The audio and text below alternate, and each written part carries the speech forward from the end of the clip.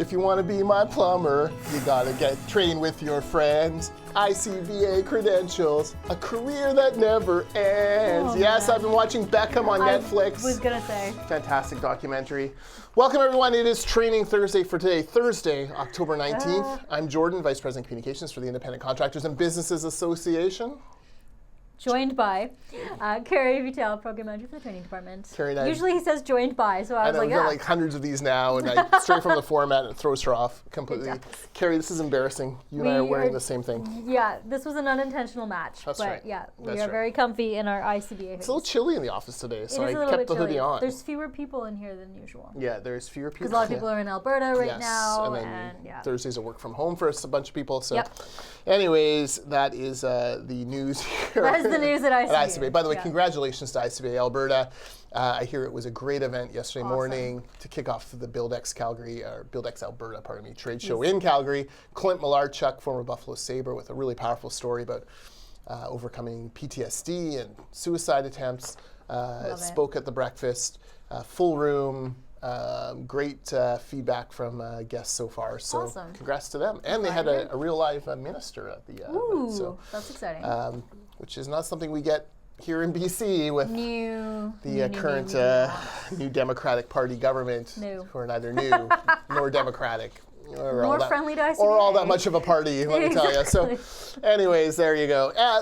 Kerry, let's cut to the featured, before I get in trouble here, let's cut to the featured course. And this one is a rebranded course that we've offered before. So we've now called it Time Management for Leaders. It is previously our time management workshop taught by Greg and Tim Campo. So 1 Gold Seal credit, 8 hours. Our next one is November the 1st.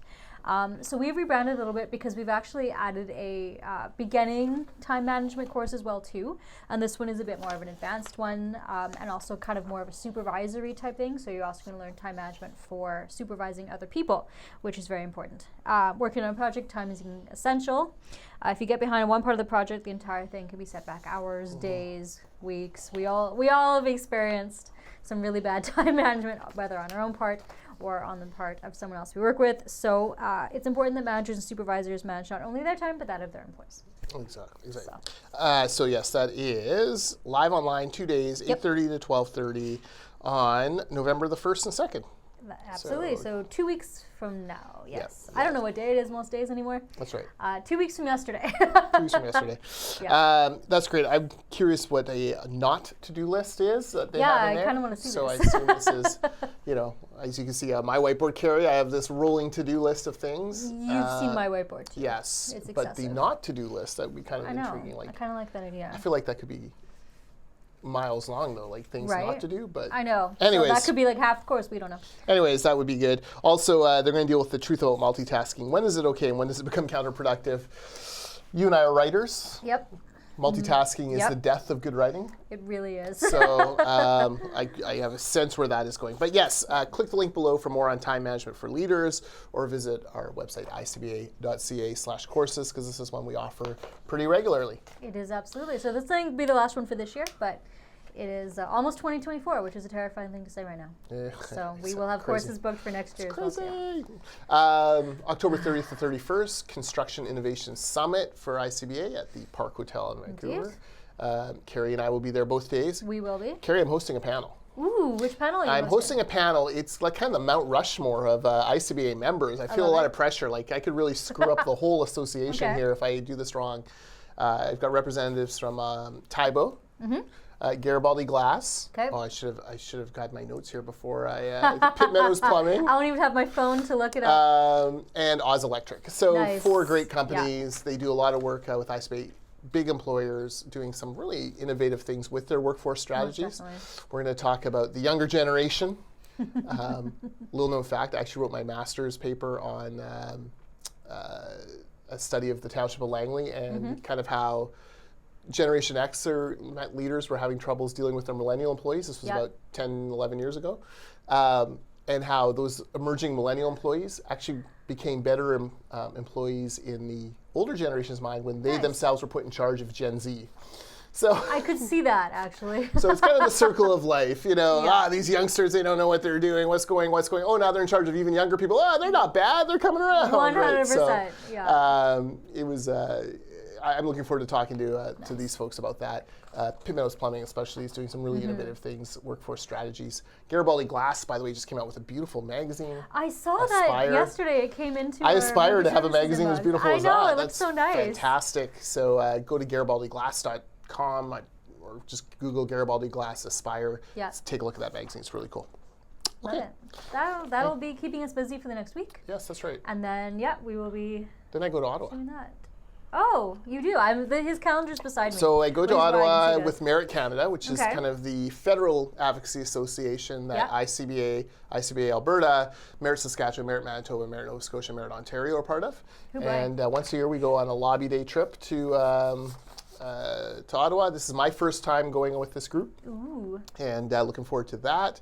Looking forward to seeing some old friends, including some old friends from the Canadian Taxpayers Federation, my old home. Nice. Looking forward to chatting with them about some of the That'll be great fun. work they're doing. Cool. So And we the are very areas busy that is these- where we're going with this. Yes, it's true. It's true. Also, November, American Thanksgiving. And I've made a big decision this year. You I ready? see you are off. I'm taking Thanksgiving Thursday and Black Friday off for because first of all, I got to burn vacation days. Well, that too, yeah. Second of all, the Green Bay Packers, the greatest franchise in the history of professional sports, plays the really scurrilous, disgusting Detroit Lions at 9:30 a.m. Pacific time on American Thanksgiving. I was like, I could have it on in the office, or I can just go home and have brunch and enjoy the game. That's what I'm going to do. You definitely Taking could. Thursday off, and I'm like, well, I've taken Thursday off, might as well take Friday off. Absolutely, yeah. That now has been, my wife has Fridays off anyways. That's now Nice. been turned into a Christmas shopping for the kids day. Well, it is Black Friday. Yeah, not great. And we do have that in Canada, despite the fact that it's not our Thanksgiving. Not really restful, but anyway, so yes. So if you're out there, It's all good. think about it, and you're looking at how to squeeze holiday time, think about the 23rd and 24th. Packers brunch, Black Friday. There you go. It sounds like a good plan. How are you back running? Yes. Okay, and how are you feeling? Mostly fine. I find that at the end of it, I'm kind of still got a bit of a cough, but that's okay. Vastly better than I was. I've signed up for a marathon next year, the same one that I was supposed to do. I'm going to go to Victoria again next year. Couldn't run the marathon this year because I was sick, but I will run it next year, and I have charged it to our wellness account for fun. Yeah, that's great. Actually, that's something we should talk about. So ICBA, we have a big benefits company. We do group health and retirement benefits for 150,000 Canadians, 4,000-ish clients, client companies. But a really popular kind of feature that is being added to a lot of plans, including ICBA's head office plan, are wellness accounts. Yes. And basically, this is an account that you can spend on certain things that advance your either mental or physical health. So I use it to help defray my kids' hockey costs. That's a good idea. I know Jonathan used it one year to buy a guitar. Yep. I, like as you said, use it for a race registration for next year. I have used it on running shoes. Yep. I have used it on personal trainer fees.